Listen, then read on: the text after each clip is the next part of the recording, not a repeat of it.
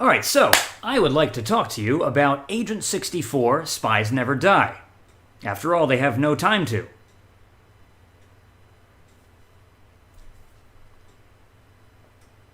But yeah, Agent 64 is part of the new wave of boomer shooters that's coming out. It's in development. There was a demo released on Steam, like a month ago? I can't exactly remember. I streamed it, and I enjoyed it. I enjoyed it quite a lot. There are some things that hold it back. I want to talk about things that I think would really improve Agent 64 Spies Never Die, and I would like to see some of these changes implemented in the final game, or at least just like moved into updates. I'm not really sure what they're planning to put out when, because, I don't know these people and I can't be bothered to look up too much right now. So that's my very annoying answer to that. But before I get into my criticisms, I want to talk about Agent 64's strengths. The game is definitely trying to go for the Goldeneye Perfect Dark aesthetic, and it kind of nails it. The visuals immediately call you back to that era, and so does the gameplay. I would advise you to not play the game with a mouse and keyboard. I realize that this is a PC game. I don't know if it's ever going to come to consoles, but this is not a game that benefits, in my opinion, from being played with a mouse and keyboard. This is a game that was designed with controllers in mind. You can immediately feel it. The default sensitivity for your mouse is really hard. It feels like you're aiming through molasses trying to aim, so you immediately crank that sensitivity up if you're going to actually try to get anywhere quickly in this. And there's generous auto-aim as well that helps you hit your marks and also makes it feel more like Goldeneye and Perfect Dark actually did. But still, it's better to play the game with a controller. I was playing it with an Xbox 360 controller. There's two settings that you can play with. There's normal, which lets you play the game with, conventional twin-stick shooter controls. Left is move and right is orientation, aiming, that kind of stuff. But like Goldeneye and Perfect Dark, it does that thing where your aiming doesn't snap to the center of the screen. If you aim left or right, your gun will swerve left or right. So it really is a good idea to utilize that auto-aim and also to utilize the aiming mode a lot. One thing that kind of gets left out of a lot of the discussion about games like GoldenEye and Perfect Dark, and Time Splitters, if we're going to be talking about games of this particular make, one of the things that gets left out of the conversation is how necessary it is to stop and use the manual aiming mode. This is something that has basically disappeared from shooters because the ability to move and aim at the same time became standard in shooters and has remained standard, and I don't really see us moving backwards on that.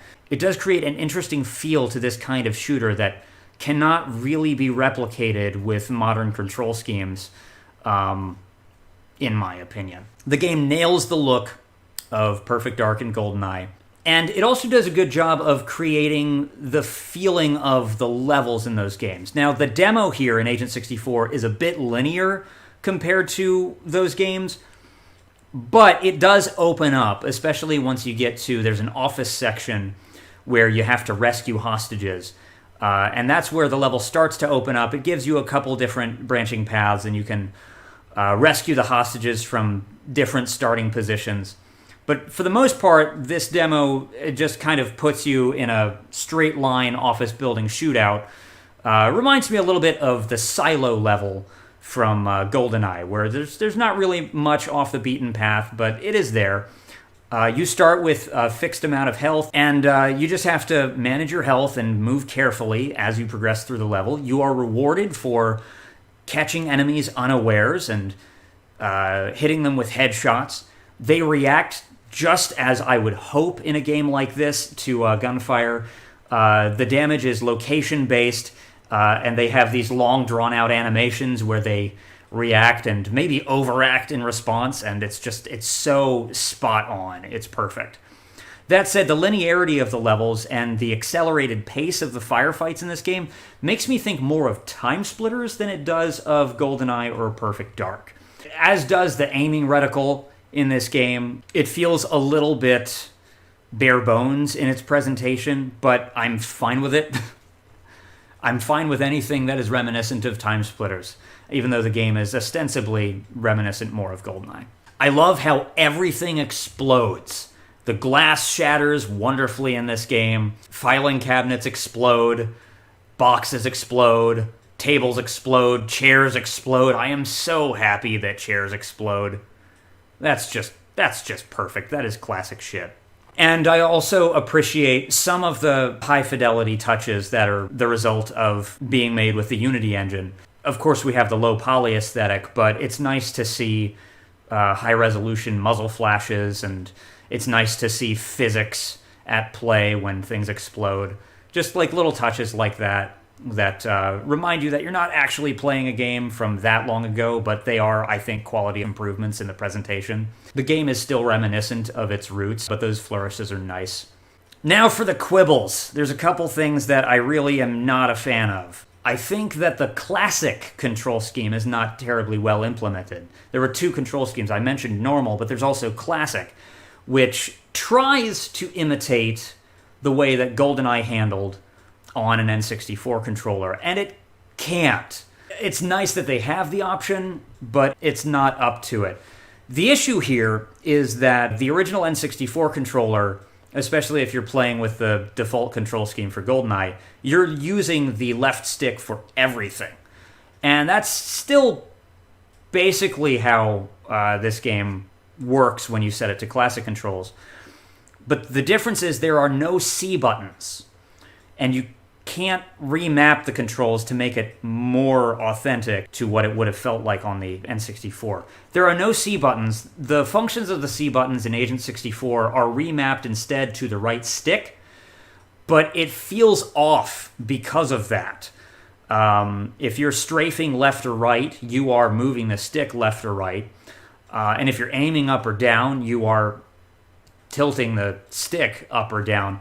But because you're using a joystick, there's sort of like a zone where you may accidentally perform the wrong function. Whereas if we were talking about using actual face buttons for this, that wouldn't be an issue. If you're trying to strafe from left to right and you accidentally tilt up or down, I don't know if I have footage for that because I don't suck at video games. Okay, maybe I suck a little bit, but just let's not talk about that. But my point is that it doesn't really feel like the classic controls actually did, and it's more natural to just use the normal control scheme. I wish that you had the option to remap the C buttons to the face buttons on the Xbox 360 controller, X, Y, A, B. That just seems like it would have been a good idea, but, they didn't ask me. And now there's a couple other things. Agent 64 doesn't quite have the gameplay depth that GoldenEye does. Now, it's a little early for me to make that judgment. The game is still in development. We're only looking at a one-level demo. But the first thing I noticed was you can't crouch. And crouching is present in GoldenEye and Perfect Dark, and I think all the Time Splitters games. And it serves a valuable function in those games. It adds to the skulking about spy feel of the game, and without the ability to crouch in this, you basically feel kind of limited. You're just running around fully erect the entire time. That's how I tend to play games anyway, because I like them a lot. Anyway, sorry. No, you're just running around fully upright. Now, I know that the agent that you play as in Agent 64 is an older agent. I can't remember what his name was. John Washington or something? George Washington? John Wilmot? I have no idea. So maybe the reason that he can't crouch is just because the character is supposed to have bad knees or something. I don't know. But I have a feeling that omitting the crouch function is an intentional choice, or maybe they just didn't do a crouching animation. But in any event, I think crouching would be a good thing to implement in this game. It would restore some of the missing gameplay depth, because, crouching was a big part in GoldenEye and Perfect Dark, or at least it was in the way I play it. I have no idea how anybody else approaches these games, but I like to skulk and crouch and lean and take aim and shoot and be all spy. And I just think crouching would add a lot to the game. As it is, it's real close. My quibbles are kind of minor, really, in the grand scheme of things. I'd like to see more gadgets. We probably will see more gadgets soon. Oh, good lord. The karate chops are terrible in Agent 64. In Goldeneye, karate chopping an enemy, especially if they're unawares, is basically a one-hit kill. And in Agent 64, it's a great way to get yourself killed because there's no scaling for the damage based on whether or not they're aware of you or not. And that puts you in a position where you might want to melee an enemy, but they're going to be able to react to you pretty quickly and put some bullets in you, and you might die. Which, if you're going to include slappers, replicate them right. The slappers are included because they're in Goldeneye, but I don't understand why they're implemented this poorly. Maybe that's one of those things they're going to fix in an update. I sure hope it is.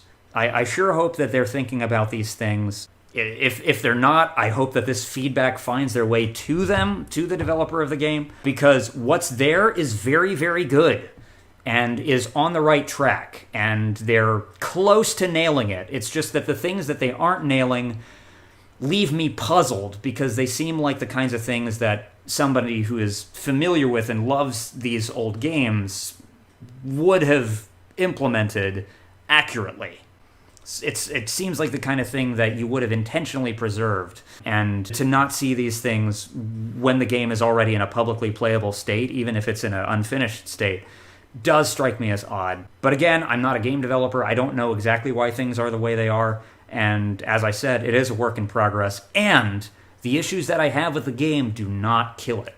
I'm really looking forward to this thing, and I'm more than likely gonna buy it full price when it drops. That's how much I like it already, as is.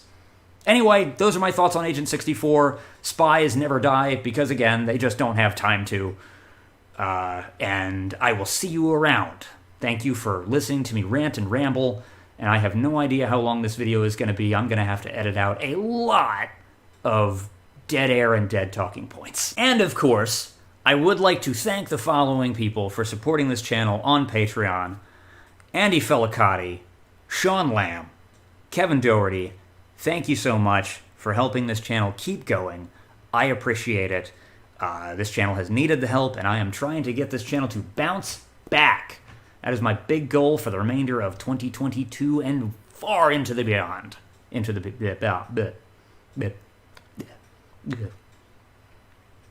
It would help if I could speak! Have a good one.